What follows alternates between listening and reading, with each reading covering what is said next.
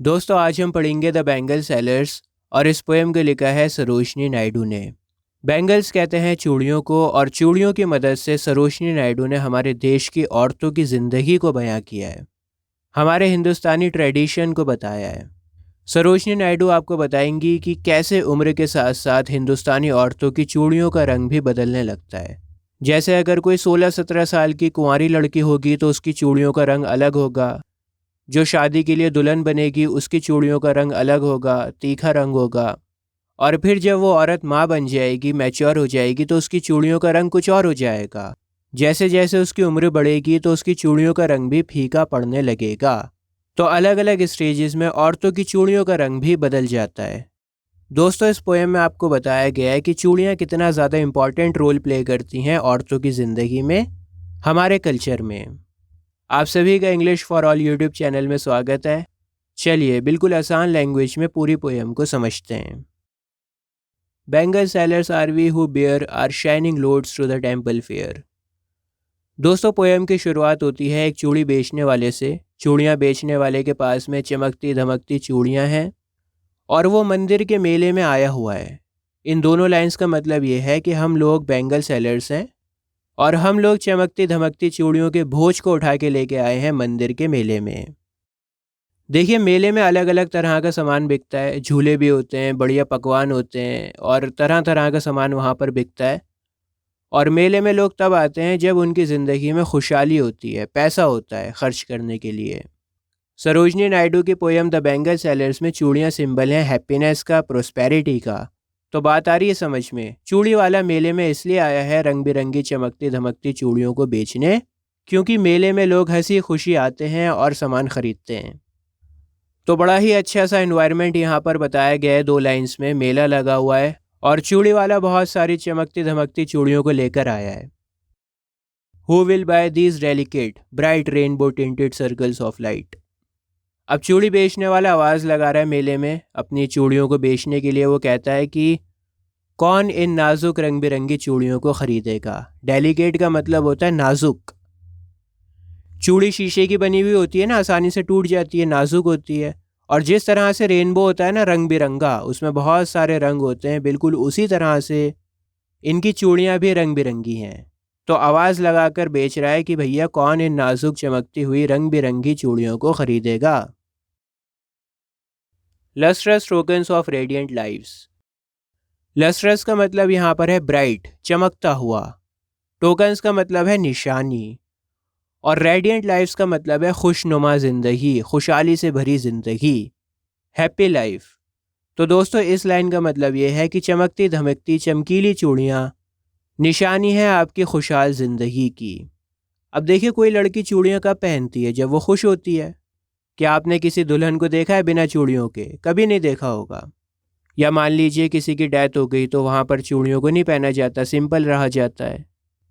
तो इसका मतलब क्या हुआ कि चमकती हुई चूड़ियाँ निशानी होती हैं कि आपकी ज़िंदगी में बहुत सारी खुशियाँ हैं, आप बहुत खुश हो और सब कुछ बहुत बढ़िया चल रहा है आपकी ज़िंदगी में।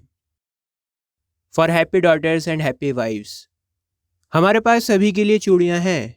खुशी से झूमती खेलती बच्चियों के लिए भी चूड़ियाँ हैं और जो मैच्योर वीमेन हैं, वाइफ्स बन चुकी हैं, उनके लिए भी चूड़ियाँ हैं। यहाँ पर बेटियों और बीवियों दोनों के पहले हैप्पी को लगाया गया है, क्योंकि जब ये लोग खुश होंगे, हैप्पी होंगे, तभी चूड़ियाँ पहनेंगे। Some are made for a maidens wrist, silver and blue as the mountain mist. कहते हैं कि कुछ चूड़ियाँ तो कुंवारी लड़कियों के लिए सूटेबल होती हैं। मेडन्स रिस्ट का मतलब है कुंवारी लड़की की कलाई, और कुंवारी लड़की के लिए सिल्वर और ब्लू कलर सूटेबल होता है। जिस तरह से माउंटेन मिस्ट होती है ना, पहाड़ों की धुंध, बिल्कुल वैसा ही चूड़ियों का कलर सूटेबल होता है कुंवारी लड़की की कलाई के लिए। माउंटेन मिस्ट का कलर आपको दिखा देता हूँ, कुछ इस तरह का होता है। थोड़ा सा इसमें सिल्वर होता है, थोड़ा सा ब्लू कलर होता है। ठीक है दोस्त, तो अनमैरिड वीमेन के लिए बताते हैं कि वो ब्लू और सिल्वर कलर की चूड़ियों को पहनती हैं, जैसा कलर माउंटेन मिस्ट का होता है। Some are flushed like the birds that dream on the tranquil brow of a woodland stream. Birds का मतलब होता है फूलों की कलियाँ। देखो ये होते हैं बर्ड्स, अभी फूल खिला नहीं है, कलियाँ हैं, हल्के गुलाबी रंग की कलियाँ हैं। दोस्तों वुडलैंड का मतलब होता है आसपास बहुत सारे पेड़, हरियाली होना, और स्ट्रीम होती है नदी, धारा। तो वुडलैंड स्ट्रीम का मतलब क्या हुआ? बहुत सारे पेड़, हरियालियों के बीच में से बहती हुई धारा। और ट्रैंक्विल का मतलब होता है एकदम शांत। तो जो धारा बह रही है ना बहुत सारे पेड़ और पौधों के बीच में से, वो एकदम शांत है, कोई शोर नहीं मचा रही है, एकदम शांति से बह रही है। देखो अभी आपकी स्क्रीन के ऊपर जो फोटो आ रहा है ना, इस तरह का सीन आपको पोएटेस बताने की कोशिश कर रही हैं। अब बात समझो, यहाँ पर बात क्या हो रही है। कहती हैं कि दूसरी चिड़ियों का कलर हल्का गुलाबी रंग का है। बेबी पिंक कलर होता है ना, लड़कियों को बड़ा पसंद आता है, तो इस तरह के रंग की बात हो रही है यहाँ पर। और ये रंग बिल्कुल ऐसा है जैसे फूल की कलियों का होता है। और वो फूल की कलियां कहाँ पर हैं? वुडलैंड स्ट्रीम के आसपास उगी हुई हैं। The birds that dream on the tranquil brow of a woodland stream. इन लाइन से आप लोग कंफ्यूज मत होना, यहाँ पर आपको एक एग्जाम्पल दिया जा रहा है कि इन चूड़ियों का रंग हल्का गुलाबी रंग का है, और वो रंग ऐसा है जैसे मानो फूल की कलियों का रंग होता है। और वो फूल की कलियां जंगलों में से जो शांत धारा बह रही है ना, उसके आसपास में उगी हुई हैं। अब देखिए कलियों का एग्जाम्पल ही क्यों दिया पोएटेस ने। जिस तरह से कलियां होती हैं ना, नई नई होती हैं, एकदम फ्रेश होती हैं, ठीक तरह से ग्रो नहीं हुई हुई होती, बिल्कुल नई नई होती हैं, बिल्कुल ऐसे ही यंग कुंवारी लड़कियां भी होती हैं। तो यहाँ पर कलियों का एग्जाम्पल भी इसीलिए दिया गया है क्योंकि बहुत ही कम उम्र की लड़कियों की बात हो रही है। Some are aglow with a bloom that cleaves to the limpid glory of newborn leaves.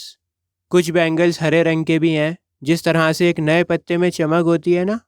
आप कभी ध्यान से पौधे में देखना, जब बिल्कुल नया पत्ता फट के बाहर निकलता है ना, तो उसमें एक अलग चमक होती है, फ्रेशनेस होती है उसके अंदर। बिल्कुल वैसी ही फ्रेशनेस, बिल्कुल वैसी ही चमक इन हरे रंग की चूड़ियों में है। तो दोस्तों इस स्टैंजा में नौजवान लड़कियों की बात हुई है। किसी के लिए हल्के गुलाबी रंग की चूड़ियां हैं और किसी के लिए हरे रंग की चमकती धमकती चूड़ियां हैं। दोस्तों तीसरे स्टैंजा में बात होगी मैरिड वेमेन की। नई नवेली दुल्हन है जिसकी अभी अभी शादी हुई है। Some are like fields of sunlit corn, meet for a bride on her bridal morn. कुछ चूड़ियों का रंग ऐसा होता है जैसे मानो मक्के का खेत। आपने कभी मक्के का खेत देखा है? कुछ इस तरह का होता है। और जब इसके ऊपर सूरज की किरणें पड़ती हैं ना, तो ये बहुत चमकने लगता है, पीले रंग का हो जाता है। तो ये पीले रंग की चमकती हुई चूड़ियां हैं नवेली दुल्हन की सुबह के लिए। मॉर्न का मतलब यहाँ पर मॉर्निंग से है। मॉर्निंग को शॉर्ट में इसलिए लिखा गया है ताकि पोएम का रिदम ना बिगड़े। ऊपर कौन लिखा हुआ है ना, कौन, मॉन, मॉन, कौन, समझ पा रहे हो? तो कहने का ये मतलब है कि पीले रंग की चमकती हुई चूड़ियां नई नवेली दुल्हन की सुबह के लिए हैं। ये पीला रंग रिप्रेजेंट कर रहा है हैप्पीनेस को, जॉय को, उस नई नवेली दुल्हन की जो नई शुरुआत होने जा रही है ज़िंदगी की। Some like the flame of her marriage fire और rich with the hue of her heart's desire. अब देखो जब एक लड़की की नई नई शादी होती है ना, तो उसमें बहुत सी डिज़ायर्स होती हैं, उसकी बहुत सी विशेस होती हैं, एक फायर होती है उसके अंदर। तो दोस्तों यहाँ पर बात हो रही है तीखे लाल रंग की। हिंदू ब्राइडल सेरेमनी में आपने देखा होगा पंडित जी आग लगाते हैं और फिर उस आग के ऊपर 7 फेरे लिए जाते हैं। तो उस आग का जो लाल रंग होता है ना, वैसा कलर है इन चूड़ियों का, एकदम तीखा लाल। और ये गाढ़ा लाल रंग इंडिकेट कर रहा है उस नई नवेली दुल्हन के दिल में बसी डिज़ायर्स को, उसके पैशन को, उसके अंदर जो पैशन है ज़िंदगी को शुरू करने का, वाइफ बनने का जो जोश है, उसको रिप्रेजेंट कर रहा है। उसकी नई ज़िंदगी की शुरुआत होने जा रही है और उस एक्साइटमेंट को चूड़ियों का लाल रंग बयां कर रहा है।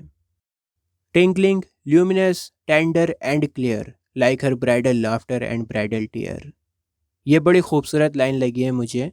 कहते हैं कि जब एक लड़की की शादी होती है ना, तो उसमें एक्साइटमेंट तो बहुत ज़्यादा होती है नई ज़िंदगी को शुरू करने की, लेकिन एक्साइटमेंट के साथ साथ उसमें दुख भी बहुत होता है, दर्द भी बहुत होता है। दर्द होता है पुरानी ज़िंदगी छोड़ने का, अपने माँ बाप, अपने घर, अपने भाई बहन से दूर जाने का। और एक्साइटमेंट होती है नए रिश्ते बनाने की। Bridal laughter and bridal tear, इसका मतलब ये है कि दुल्हन के होठों पर तो मुस्कुराहट है, लेकिन साथ साथ उसकी आंखें भी नम हैं। तो वो खुश भी है और दुखी भी है। खुश इसलिए है कि नए रिश्ते बनने जा रहे हैं, और दुखी इसलिए है कि पुराने रिश्ते दूर हो रहे हैं। दोस्तों बिल्कुल इसी तरह से फायर भी होती है। फायर सेक्रीफाइस को भी शो करती है और वही फायर डिज़ायर को भी शो करती है। कितनी बढ़िया पोयम है यार, एक एक वर्ड, एक एक एग्जाम्पल कितना अच्छा दिया गया है यहाँ पर। फायर मैंने आपको बताया ना कि सेक्रीफाइस को भी शो कर रही है और डिज़ायर को भी शो कर रही है। अच्छा, bridal laughter and bridal tear, इसका मतलब ये भी है कि एक लड़की औरत बन रही है, ट्रांजिशन हो रहा है उसका मेडन डॉटर से वाइफ में। दोस्तों ये लास्ट स्ट्रैंजा है पोयम का और यहाँ पर बात हो रही है एक मैच्योर वीमेन की। उसके पास एक्सपीरियंस है, उसने अपनी ज़िंदगी के आधे रास्ते को पार कर लिया है और उसके कंधों के ऊपर बच्चों की जिम्मेदारी है, घर की जिम्मेदारी है। Some are purple and gold flat grey for she who has journeyed through life midway. जिस औरत ने अपनी आधी ज़िंदगी को जी लिया है उस औरत के लिए पर्पल और गोल्ड फ्लैट ग्रे कलर की चूड़ियाँ परफेक्ट रहेंगी। ये देखो कुछ इस तरह की चूड़ियों की बात हो रही है यहाँ पर। इसमें पर्पल भी है, गोल्डन कलर भी है, ग्रे कलर भी है। तो इस तरह की चूड़ियाँ परफेक्ट रहेंगी जो मैच्योर हो चुकी है, शादीशुदा हो चुकी है और आधी ज़िंदगी को उसने जी लिया है। Whose hands have cherished, whose love has blessed and cradled fair sons on her faithful breast। देखो यहाँ पर ध्यान दो क्या बात हो रही है। यहाँ पर लिखा हुआ है सन्स। अगर आप ध्यान से पोएम को पढ़ोगे, बारीकी से पढ़ोगे, तो आप कहोगे कि सर यहाँ पर तो चिल्ड्रन होना चाहिए। भाई औरत सिर्फ लड़कों को पैदा थोड़ी करती है, लड़के और लड़कियां दोनों को जन्म देती है। लेकिन सरोजिनी नायडू ने जान के यहाँ पर लिखा है सन्स। हो सकता है कि वो यहाँ पर एक सैटारिकल रिमाइंडर दे रही हैं कि मर्द हमेशा औरत से एक्सपेक्ट करता है कि वो लड़कों को पैदा करे, और इसीलिए यहाँ पर चिल्ड्रन को नहीं लिखा हुआ, सन्स को लिखा हुआ है। वैसे तो यहाँ पर चिल्ड्रन होना चाहिए, लेकिन सन्स इसलिए लिखा हुआ है कि हो सकता है सरोजिनी नायडू यहाँ पर सैटारिकल रिमाइंडर दे रही हैं कि एक मर्द एक्सपेक्ट करता है अपनी औरत से कि वो लड़कों को जन्म दे। अब पूरी बात को आपको समझाता हूँ। इन दोनों लाइंस का मतलब ये है कि वो औरत जिसने अपने हाथों से घर को संवारा हो, घर को घर बनाया हो, और जिस औरत का प्यार उसकी फैमिली के लिए ब्लेसिंग हो, और वो औरत जिसने बच्चों को झूला झुलाया हो।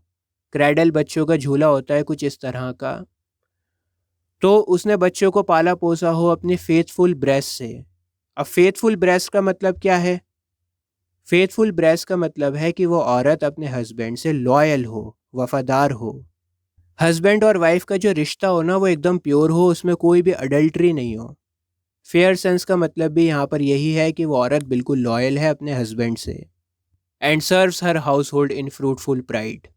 और उस औरत ने अपने घर को बहुत अच्छे से संभाल रखा हो, अपनी फैमिली की केयर करने में, घर को संभालने में उसे गर्व महसूस होता हो, उसे अच्छा लगता हो। And worships the gods at her husband side. और अपने हस्बैंड के साथ में बैठकर गॉड की वर्शिप करती हो। दोस्तों लास्ट स्टैंजा में एक अच्छी माँ और एक अच्छी वाइफ की क्वालिटीज़ को बताया गया है। एक अच्छी औरत वही है जो अपने घर को संभाल के रखे, घर को बनाने में उसे गर्व महसूस हो, उसे अच्छा लगे और वो अपने घर की केयर करे, अपने हस्बैंड के साथ में लॉयल हो और अपने हस्बैंड के साथ में बैठकर गॉड की वर्शिप करे। दोस्तों इस पूरी पोएम में सरोजिनी नायडू ने एक औरत की ज़िंदगी को 3 स्टेजेस में डिवाइड किया है। पहली स्टेज वो है जब वो कुंवारी होती है, सेकंड स्टेज वो है जब उसकी नई नई शादी होती है, और थर्ड स्टेज वो है जब उसने अपनी ज़िंदगी का आधा सफ़र तय कर लिया हो और वो घर को संभालती हो, बच्चों को पालती हो। अब इन तीनों स्टेजेस में कौन कौन से कलर की चूड़ियाँ पोएटेस ने आपको बताई हैं, ये आप मुझे कमेंट्स में लिखकर बताओ। अभी आपकी स्क्रीन के ऊपर एक प्लेलिस्ट आ रही है, इस प्लेलिस्ट पर क्लिक करके आपको ICSE इंग्लिश के सारे चैप्टर्स मिल जाएंगे बहुत ही आसान लैंग्वेज में। आज के लिए बस इतना ही। जय हिंद।